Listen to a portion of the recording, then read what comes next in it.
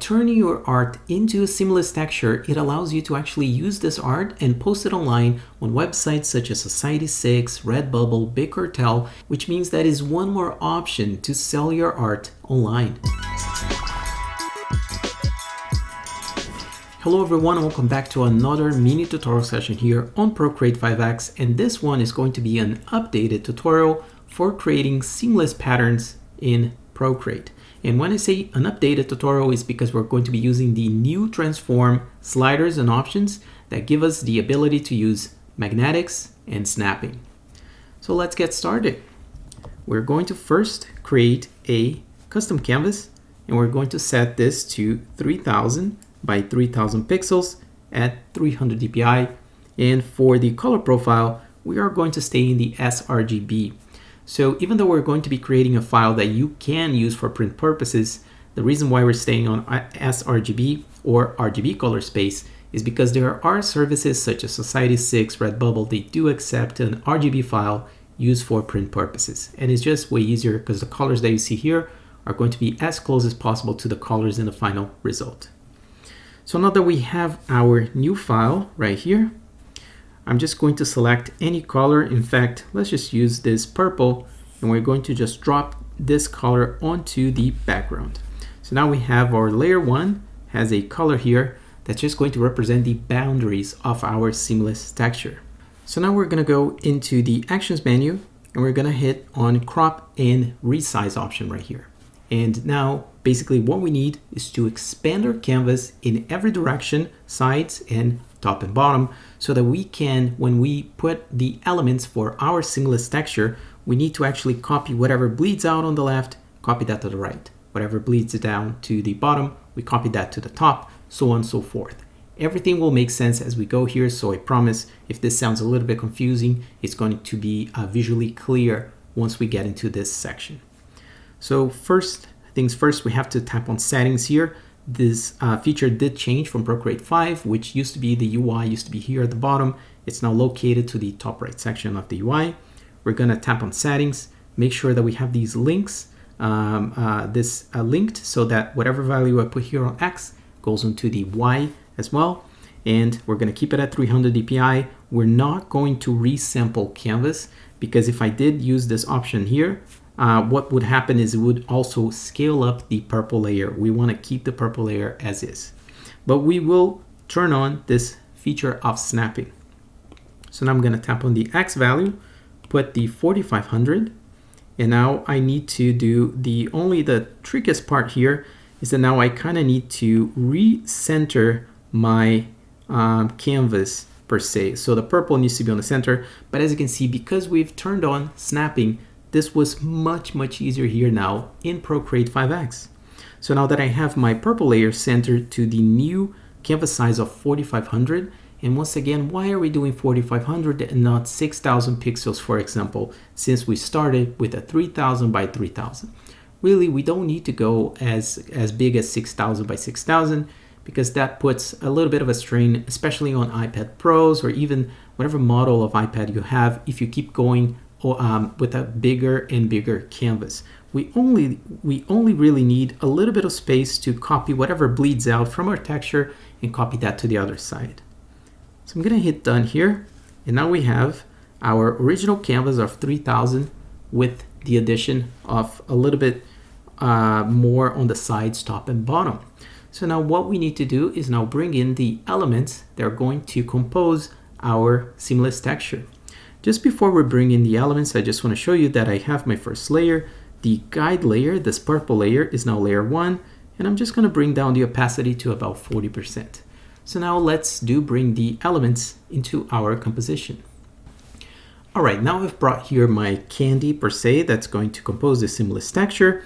I have my little teal copy, I have my pink copy, and my blue copy, and those are going to be my originals. So I'm actually going to select all three of them, group them, and call this group originals. So I seem to be using the scribble feature, so let's just see if I can just write originals, and that did work. Not every time the scribble feature does work here, at least on my handwriting skills, but now we have the originals folder. So now I'm just going to duplicate this folder and now just turn off my originals so I have my backups. And these are going to be the 3 layers that I'm going to start scaling up, rotating, and moving around the canvas. So let's just start with the first one, the blue one. We're just going to take and move this guy to about this area right here. And now another piece of information that I need to give you guys is that we're going to be using, of course, the move tool to rotate and disperse these elements around the canvas. But when you do it, make sure that you have snapping. We're going to be using snapping a lot. But for this moment right here, I think it's better to just turn this off. So just keep magnetics on if you want to, but we're going to be keeping snapping turned off. And the reason you probably saw right there, starts to try to snap things into position, and that can get like a little bit tricky for us to actually be able to move this a little bit more freely. Because at this point, really, we're just looking to position our objects around the scene. We don't really need to be using snapping that much. So that's going to be our first candy right here. Now let's just go back into the source material. We're going to use the pink one, and I'm going to rotate, scale that up a little bit, and let's just say that I want to place it more or less right here. And I'm going to take the teal one, rotate a little bit more as well, scale once again, and position more or less, actually a little bit out, like so. So now that I have these objects right here, it will be easier if I just push them out of the group, this group that I just made a copy, and I have them here. Now I'm going to make a duplicate of our originals, turn that on, and continue my work. So just to make things easy, I'm just going to turn off some of these new copies, select my blue element, rotate, and I will continue to populate my scene. So maybe this guy goes here, for example. And right now, as you can see, I'm trying to populate the top left section of our composition. So let's get the pink one. Actually, let's get the teal one. So we try to make more of a balanced composition. Scale that down a bit. Or maybe this is actually going to be a big one or a bigger piece. Just kind of leave it like so. And now back on the pink one, I'm going to make it really tiny. Just kind of drop it here and rotate. All right, so far we actually kind of have the top left section and a little bit at the bottom. We kind of it almost looks like we have the first half of our texture kind of done here, but we will continue to populate with more candy. So I'm going to select these 3 layers, push it outside of the group, delete our group, make a copy of our originals, turn that on, and continue to populate our texture just a little bit more. So let's just get the blue, scale that down, and position perhaps in the middle here. Okay, and now let's get the teal one. Let's get the teal one that we have here, and also try to find a home for him. And let's just say that we want, perhaps it's something like so. Okay, so I think at this point we're actually getting quite a few of these candies on the canvas, and I need to start copying things around to make sure that I have enough space to actually work with. And you will understand what I mean by that very, very soon. So we're going to just use the last one, which is the pink one, scale that quite a bit, perhaps even turn it around, and let's just say that we want it somewhere, let's see, somewhere around here. Okay, and we got our last 3 that we just copied into the scene as well. I'm going to delete the group, and now I have all of these candy layers which I have been moving around, positioning them around the canvas. So I'm going to actually merge them all into one layer to make things very easy for me.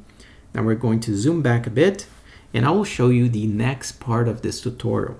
We're going to be creating more layers here, and these are also going to be guide layers. So very first layer, I'm just going to change the color because it's going to be easier for me to see it with different colors, these guide layers. We're going to go into the selection tool, make sure that we have rectangle selected with the add, and just make a selection that you don't really have to stop at the edge of the purple. I'll explain this in a little bit. Just make sure that the selection that you make goes over to the top section of the rectangle. And just drop a color. This is going to be one of your shapes. Now I'm just going to use the move tool, and we're going to go into snapping, turn on snapping, and make sure that distance is set to max with velocity to some low number. I would say between 1.2 to 1.9. I'm just going to leave to 1.2. And now we're going to move this up, and you'll see that it immediately snaps to the top of our purple element right here. So now we have our first guide.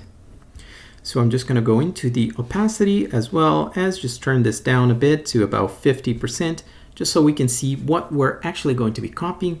But we won't be copying just yet. We're going to be creating more layers, and let's just make all of the necessary helpers. Let's get the left side right now. So back into the selections menu, make sure you have rectangle set to add, and make a selection that it's any width as long as it's going over the left edge. Drop a color. Now make sure that you do have a new layer set for that you're not making on the same layer as any of these existing layers. Let's drop the opacity to about 40% or so. And now with the use of the move tool, making sure you have snapping selected, we are going to move this to the left, and we've snapped to the left here. So now let's just repeat this process. In order to make it easier, I'm just going to duplicate this layer that was on the left. I'm going to bring this all the way to the right, and the one that was at the top, I'm going to duplicate and bring this all the way to the bottom. So now we got 4 helpers, we got all sides covered, and it's time to start copying things to the other sides here of our composition so that we can start testing how this texture is behaving. So let's get the left side first. I'm going to tap. You see that I do have my left layer selected. Tap on the layer, hit select. Back into the layers panel, we're going to tap on the candy layer. Tap on the candy layer and hit copy. So we're copying the layers on the left. And now on the actions menu, add, we're going to hit paste. And now we've copied and pasted whatever the outside boundary pixels of the candy on the left. We're just going to use the move tool. Let me just undo here to make sure that I'm doing correctly, because you actually want to move exactly in a horizontal position and always paste it on the inside of the purple boundary texture. Now what we're doing, we're copying what's on the left, making sure it's pasted on the right side, therefore making it seamless, but on the once again on the inside of the purple layer. Now we need to do the same for top and bottom to see if things are working or not. So I can already see that it's not going to work, that it's not working at the moment, but I will do it so that you can understand why it's not working. So I'm going to select the top section right here, tap on this layer, hit select. Now we're going to go into the candy layer, tap on the layer, hit copy, and now actions menu, and select paste. And now we've pasted anything that was bleeding out on the top left section. With the move tool, I'm going to move this down, and as I was just saying, you can see that it's clashing with this element right here. So what does that actually means? Well, it means that we need to move this guy out of the way a little bit to the left here so that we can make this happen, so that the texture can be seamless and not actually clashing on anything that we have right here. And this is also to say that this is what I want for this art. I don't want any overlapping items. If that wasn't a problem, that would be okay, even if they were indeed overlapping. So all that I have to do on my source layer, I'm just going to make actually I'm going to go to a freehand mode. Let's just get out of the selection and back into the selection. I'm just going to make a freehand selection of this bottom candy, and I'm going to move this to the left, perhaps even scale it down a bit, and I will have to turn off once again snapping because it does get a little bit in the way, as we know. Perhaps I'll even scale this down, something like this. All right. So because I was just trying this out and explaining to you guys, I feel like this bit here will also clash with our blue portion that's sitting on the left. So I will have to make another selection, scale this down, And what I'm just doing here is just kind of like making sure that things will work correctly. So that's what I'll have to do. And now because I basically changed a lot of our texture here, I have to redo these steps. So we're going to delete what we just pasted because now I've scaled this down. It's not going to match to these pixels on the right. So let's repeat our process. And now I promise you it's going to work just fine. So now we're going to, once again, select the left helper, tap on that layer and hit select. Go into our artwork layer, tap on that layer, hit copy. Go into the actions menu, hit paste. So we have the stuff on the left side. Let's use the move tool. Oops, sorry, I have to go into snapping, turn on snapping, and I will move this to the right. Make sure that's sitting on the inside of the purple layer. Now I'm going to apply these changes. Let's go back into our helpers and find the top helper. Hit select. Go back into the layers menu, tap on our artwork, hit copy. Go into the actions menu, hit paste. And I'm just going a little faster here second time. I hope that's okay because we kind of went through these steps on the first time before we fixed these pixels. Move the element to the bottom, making sure it's snapped vertically. It is now clear on the spacing between the candy. So now we have whatever was on the top is pasted at the bottom. Let's do bottom to the top. So let's find the bottom helper, which is here. Tap on that layer, hit select. Go into our artwork layer, select copy, and now on actions menu, tap paste. So everything that was bleeding out on the bottom layers right here, we're gonna move that up and snap it on the inside of the purple. And as you can see, it's also clear. So now really all that is left to do here is to just finalize by populating the right side. So the reason why I just did this step here is that I'm just kind of setting up the grounds, making sure that now this is more or less the real state that I have here if I want to populate with more candy. So it's actually good to, instead of just going and populating everything, it's just going to be more work for you to make sure that every side's going to be working. So this is one of the hot tips here for this tutorial, is to make sure that one side is working, copy that to the other side, copy that top and bottom, and just then fill in whatever's left on your texture. So let's just do that. So now, right now, I'm just going to merge everything. So all of the artwork and what was copied is already merged. Now I'm going to duplicate our originals once again, turn off our backup, and just repeat the process that we just did at the very beginning of the video. So I'm just going to place the blue candy first. In fact, we do have a lot here at the top, so I will place more like at the bottom. So one is here. Teal one, we're just going to make it really big, perhaps even leave it like so. And the final purple one, I'm just going to do something like this. And one last thing that I just want to mention is, of course, for the right side, I could have these elements bleeding out as well. But because I want to make this tutorial a little bit shorter, or as short as possible, I'm not going to be bleeding out these elements, just so the texture is actually done, as we can see right now. So the very last step for this tutorial is that we're going to take these layers outside of the folder, delete or copy, and we don't need our guides anymore. So I'm just going to group them, just drag it to the left, select delete. And now the very last thing that we need to do, I'm actually going to merge all the candy once again. So now all of our artwork is here. So what I will do, in fact, I'm going to turn this off for a second because it's going to be easier to see what we need to do. Now we need to recrop this back into its original of 3000 by 3000 pixels.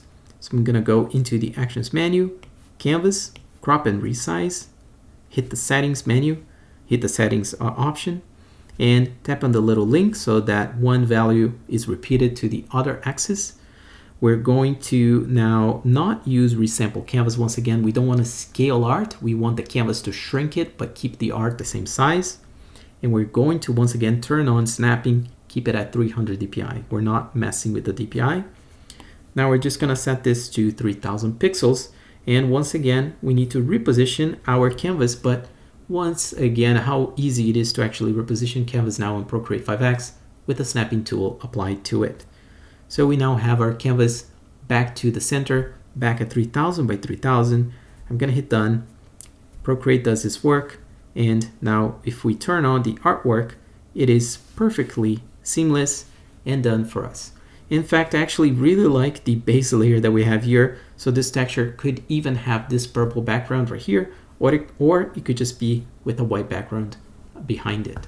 So now by turning your art into a seamless texture, it allows you to actually use this art and post it online on websites such as Society6, Redbubble, Big Cartel, and you can sell your art into multiple avenues. You can make them into iPhone cases, into mugs, t-shirts, duvet covers. There are so many products that you can use your seamless patterns like shower curtains and many, many more, which means that is one more option to sell your art online.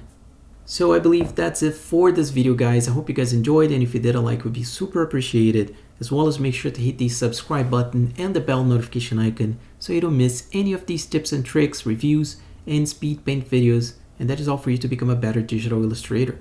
Now on the right side of the screen, there's always more content for you guys to watch. One is my latest upload, and the other one is a video that YouTube's recommending you to check it out. Thank you so much for watching, and I'll see you on the next one. Ciao.